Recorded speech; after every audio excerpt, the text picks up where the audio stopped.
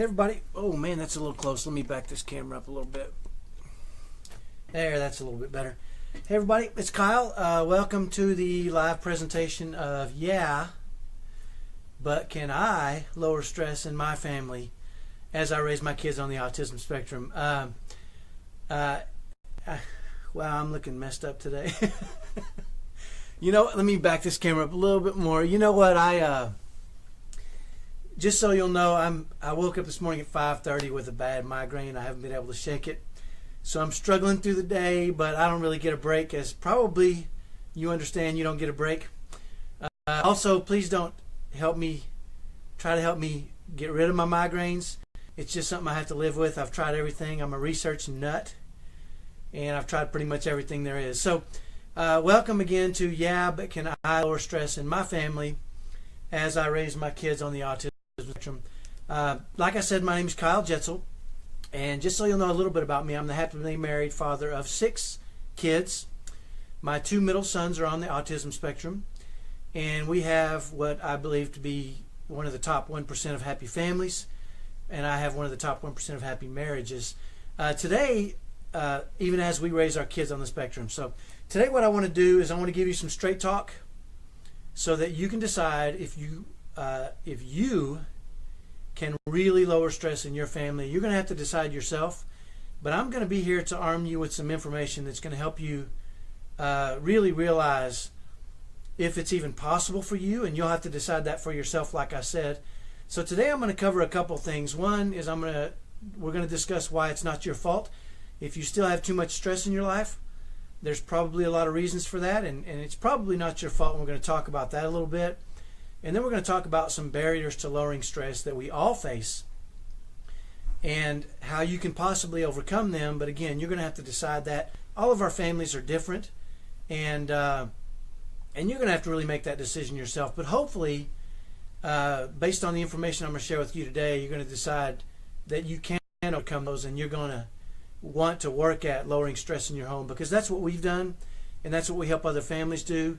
And we love seeing other families have the same success and get the same results we have, which is a family that has lowered stress and a lot more happiness in their home, even as we raise kids on the spectrum. So, like I said, I want to start by discussing the fact that if you still have too much stress in your life, it's probably not your fault. And if you were like us, when we first got the first diagnosis of our 2 sons on the spectrum, we did everything they told us to. They gave us a list of experts and therapists and counselors and all these people, and I'm telling you, we tried it all. We tried social skills therapy, we tried speech therapy, we tried occupational therapies, cognitive therapies, CBT, ABA, floor time, sensory therapies, controlled diets, RDI, PECs, PRT. We tried everything, right? And what we didn't, and all these things were good for our kids, and they helped them in different ways. But what they didn't do for us is lower stress in our homes. And we started to wonder, what were we doing wrong? Because we did everything that they told us to do, and we had the bills to prove it. We spent every penny we had, and even in a lot of cases, taking these kids to all these different therapies and different trainings and counselings added to the stress in our home. You try getting a 6-year-old to go to speech therapy when they hate it. You probably know what I'm talking about, and see if that doesn't add stress into your home. And then we started to realize a few things, and I want to share a few of those with you.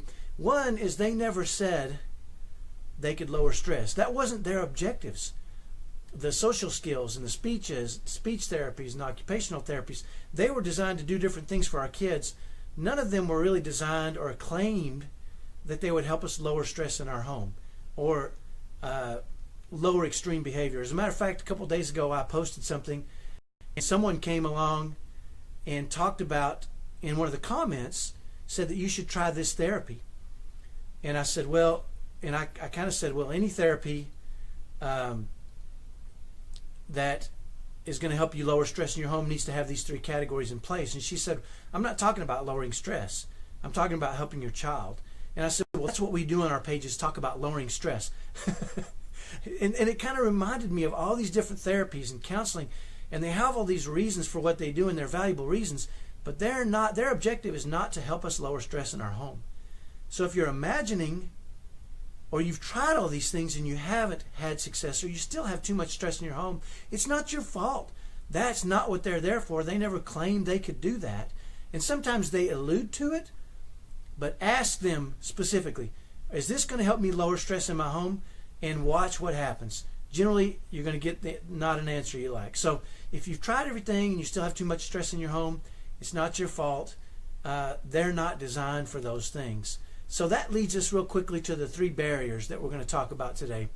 And I want to start by, and I cover this a lot, the research. I hope this isn't backwards. Is this backwards? Yeah, it's backwards. Okay, I'm going to read it to you. Some research done by Zaidman Zait, Miranda P. Duku, the impact of personal and social resources on parenting stress and autism families, was done in 2017, this year. And they got 238 families that were living with autism with stress in their homes, and they made some conclusions. One, they spent 2 years with them. One of the conclusions they made was that living in a home with the stress of autism is comparable to that of a combat soldier. Now, you know what I'm talking about, right? We lived it too. We know what they're talking about. It is like a combat soldier. I've never been in combat, but I can imagine. But some of the other conclusions were very interesting to me. They said that families that had lower stress, one thing that had nothing to do with families that had lower stress was the severity of the diagnosis. It had nothing to do with families that had more stress and lower stress. The other thing I thought was interesting is it had nothing to do with the amount of money they spent or the wealth of the families. Whether they had more stress or less stress had nothing to do with that. What had a major impact, everything to do with lowering stress in the homes, was families that had effective strategies had lower stress, and families that have effective support had lower stress. And so, you know, the question becomes, which was our barrier 1, right? How do we find effective strategies and support? Well, I can tell you that we found 3 options for effective strategies and support. The first was what we just talked about. All the experts, the therapists, the occupational therapists, the speech therapists. And if you've tried those like we did, you'll find that those strategies are designed to help our kids either be more cognitive, have better speech recognition, or more understanding, but they're not designed to lower stress. So those didn't really have the impact or effect we wanted. The second option was to find strategies on our own. And believe me, I'm an information junkie. If you could see my library, you know, one day I'll do a video and I'll just show you my library. I must have hundreds of books that I read, not even in the autism community, about strategies for lowering stress and increasing happiness. And I tested and tweaked and tried tons of these. And some of them worked, some of them didn't, but some of them didn't have anything to do with autism. So you can find strategies on your own if you're willing to put in the work and the years of effort, which we were as a family, and read the hundreds of books and listen to the hundreds of audio programs and go to hundreds of different trainings and all these different things. You can do that, and you will find strategies that you can try and test and tweak and work in your own home. Now, the third way, which we recommend now, and you'll know why, is we recommend you find a coach. Now, if you decide you want a coach or you want somebody to train you on effective strategies for lowering stress, they better have 3 things, okay? They better have a systematic, easy-to-follow recipe that you can actually do, and they better be able to show you how to implement it in your family, and it should be proven for all kinds of families that have kids on the spectrum. All kinds of families, whether they be nonverbal to high-functioning, large families, small families, single-parent families, you need proven strategies, and they should be all built on these 3 things. And this is really important to us. It was to us when we were building our curriculum. Number 1, we're going to do what's best for our child on the spectrum, even if it's hard in the long term. So short-term things can work, but we wanted to do long-term things that we could have success with, even if they were hard. Number 2, we're going to do what's best for our family long-term, even if it's hard. And number 3, all the strategies and all the techniques and all the principles we tried to implement had to be done in a spirit of love. So those are the 3 things you need to make sure your coach is doing and has that overriding factor, because there's a lot of strategies that aren't done in a spirit of love. There's a lot of techniques that aren't done in a spirit of love, and those are not the ones we wanted to implement into our home. So The final question here is this: how do you know if a coach has good proven strategies and can help you and implement these things and really give you what you need to really start to lower stress? The answer is look at them. You should be able to see what they're doing, their families, and how they're doing it and what's going on. They should have results themselves, and not just them, but other families that they can show you, so that you can make sure that you're buying in and working with a family and working with a coach that knows what they're talking about. I'll never forget, I was sitting across from a therapist one time, and she was telling me about all these strategies and techniques I should try, right? And I said, well, tell me about your family. And she said, it's interesting you ask, because I'm pregnant with my first child.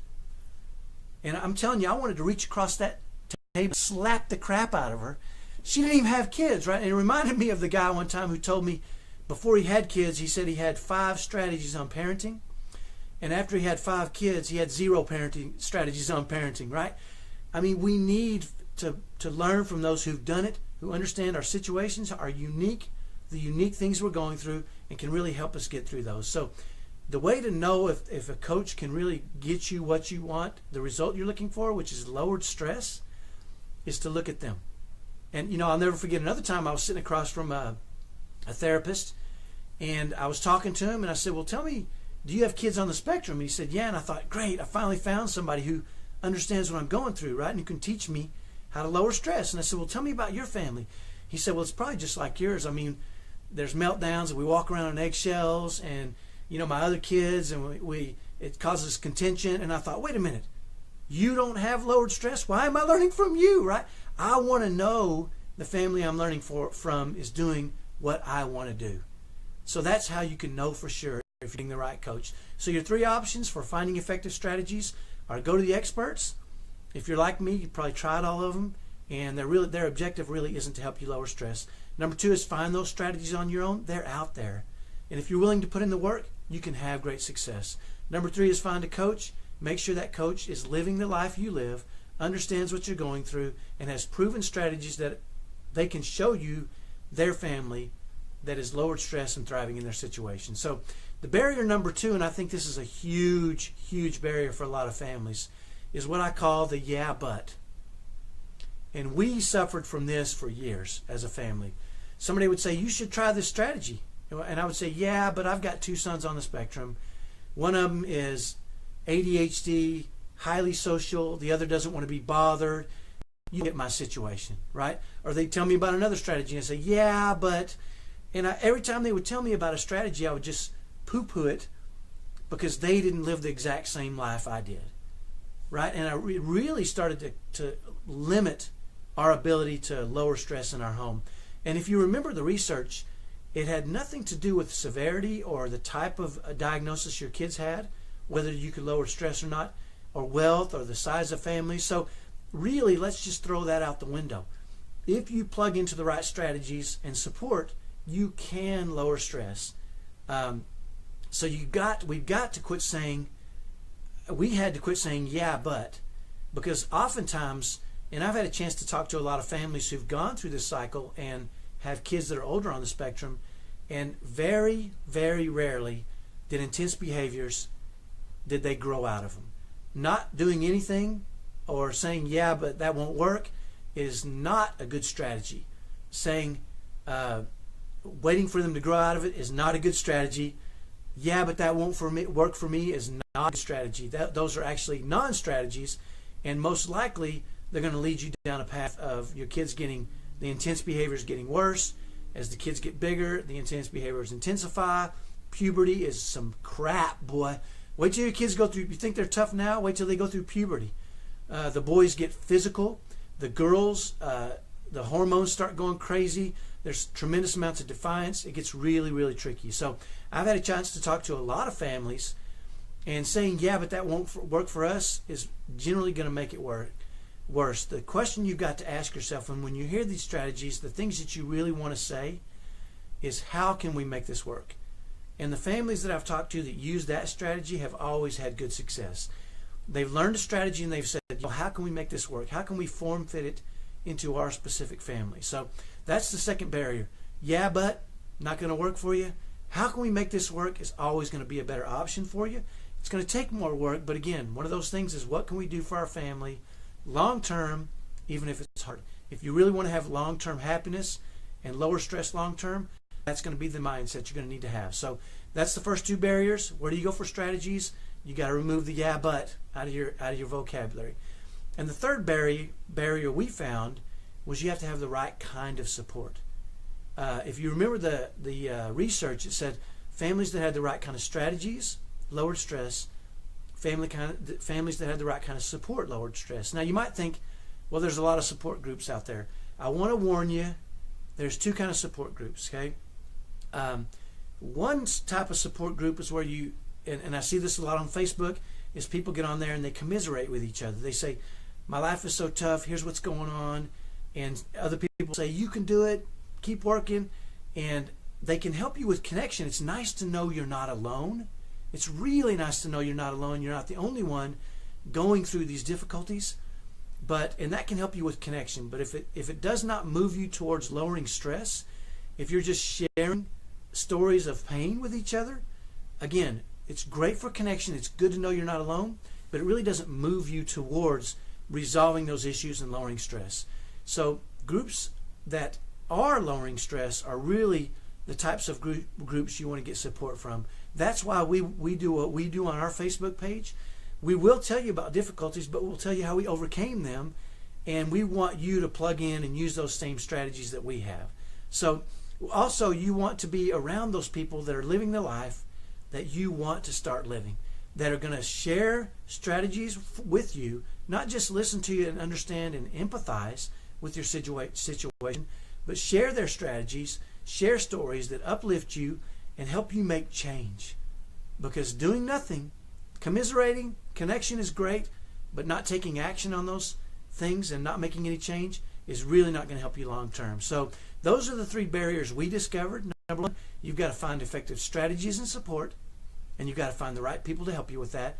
Number two, you've got to stop saying yeah but and start saying how do I move forward and lower stress.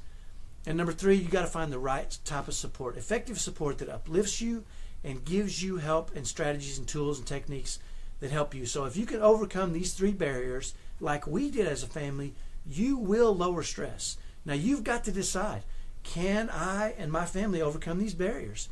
It's a tricky question. I know it's a hard question, but things that are worth a lot typically aren't easy. They're hard. Things that are worth everything are hard. And if you're willing to put the time in and really overcome those barriers and figure that out, you're going to experience the same life we are as a family. So if this makes sense to you at all, you might want to check out what we do. Click on the attached link. We've got a free copy of our book. You can download it. It's called Thrive in Chaos. Is it backwards too? Probably. It's on Amazon, but I'll give you a free copy of it if you'll click on that link. And we have a free training. We call it the 3 secrets to lowering stress as you raise your kids on the spectrum. And that's really it, guys. I mean, here's what we want for you, and I think it's the same thing you want for you. We want to teach you and help you lower stress in your home. It's what we do full time. I was on the phone with 4 different families this morning. We're talking about situations. We're resolving situations. We're giving them effective strategies that they know will work, and they're implementing them, and the results have been fantastic for us and for them. If you think you can't do it, chances are you can't do it, right? But if you can overcome these barriers, if you can find effective strategies and support, if you can stop saying, yeah, but that won't work for me, and start saying, how can I make that work for me? And if you can find the right kind of support that uplifts you and helps you make that change, you're going to lower stress in your home. So hopefully that's been helpful. Join us next week. I don't even know what we're going to do. Next week we'll do a Q&A. But have a great weekend. It's Thursday. Have a great Friday. Have a great weekend. We want what you want. Join us. Please click on the link. Get the free book. Let us know how we can help you. Reach out to us. There's a place on there you can click. If you have additional questions, I'll answer them personally. I'll even talk to you personally. I talked to, can't remember her name now. Talked to a bunch of people this morning. But I had a one-on-one call this morning, and it was fantastic. I gave her a strategy over the phone. She's going to try it, and she's going to get back with me and let me know how it works. And that's what we want for you. Have a great day. We'll talk to you next time. Whatever you do, work at lowering stress. Don't give up. You can do it, and we can help you. We'll talk to you next time. Bye-bye.